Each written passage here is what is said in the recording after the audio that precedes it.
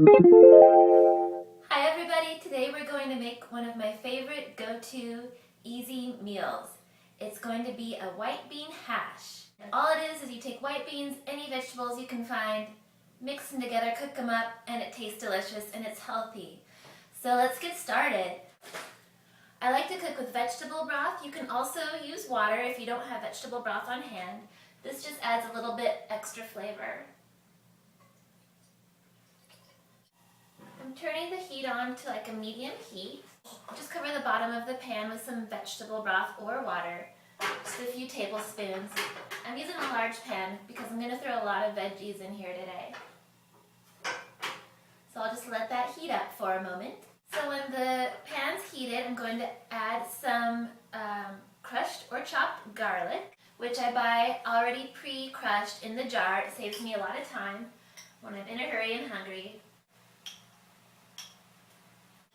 About a teaspoon or 2 to 3 garlic cloves should do it. Do more if you like more garlic. I'm never afraid of garlic. I'm just going to cook the garlic for a second, stir it around, and then I've chopped up 1 sweet onion. I'm going to add that in there. You can use yellow onion, white onion, red onion, green onion, whatever you prefer and whatever you have around the house.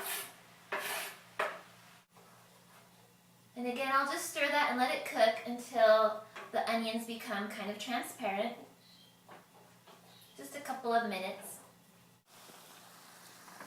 Don't forget, onions, garlic, and greens are some of the top cancer fighters, so we're including all of those in this recipe. Okay, now that the onion's a little bit transparent, a little bit cooked, I'm going to add some butternut squash. I found butternut squash already peeled and cut up in a bag, therefore I don't have to mess with peeling and cutting a squash. So if you don't find squash already prepared, you can either peel it and cut it yourself, or you can use a sweet potato, just chop it up and throw it in here, or you can just skip the butternut squash altogether. It would still be really delicious without it. So it's about 2 cups of chopped, they're like big chunks of butternut squash. Chopped up, I'm going to throw it in there and let it cook for a few minutes till it starts to get soft. And just keep an eye on the pan. If the liquid starts to evaporate, just add a little bit more, that way nothing will stick and burn to the pan. I've decided to throw a lid on here so I can steam the squash and it'll cook a little faster.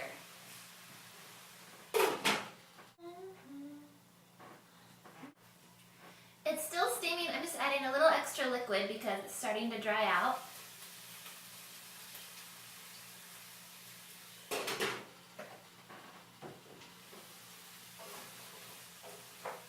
Just make sure that the bottom of the pan is covered with liquid still.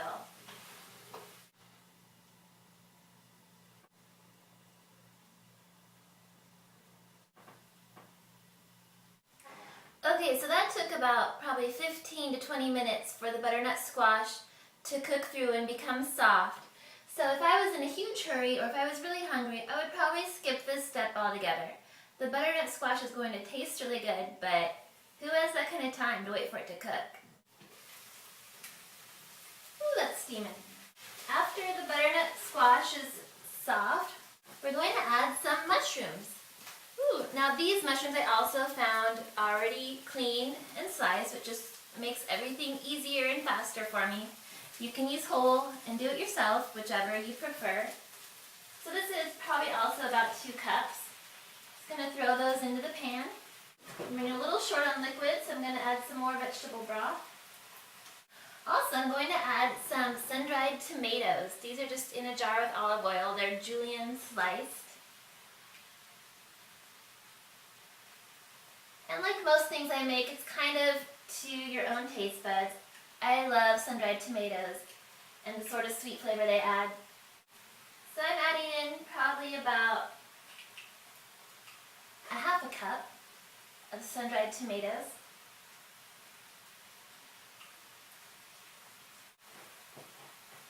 Oh.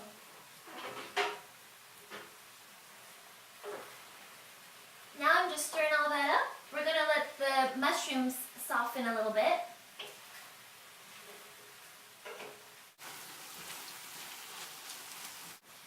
So just keep stirring and watching to make sure nothing's sticking to the pan. So after that's cooked for a few minutes and the mushrooms are a little bit soft, next we're adding the white beans.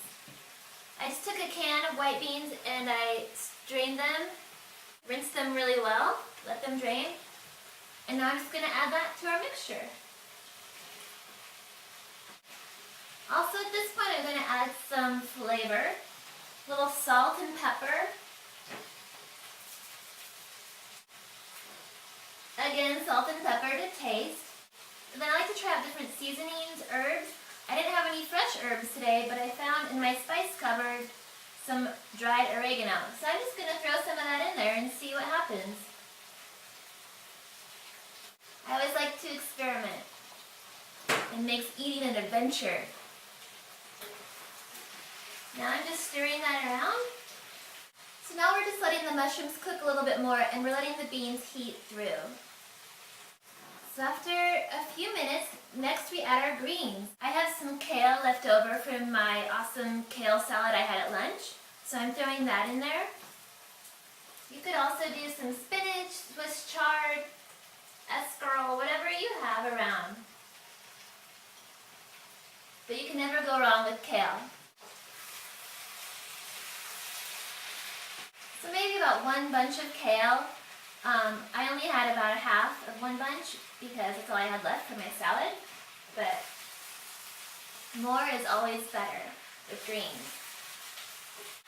And we add the kale at the end because it doesn't take long for it to cook, and also I don't want to overcook it. I want to keep all those nutrients intact, keep it that bright green color. So that's all that you have to do to make a white bean hash. Thank you so much for watching. Let me know what different vegetables you use in your white bean hash. And enjoy!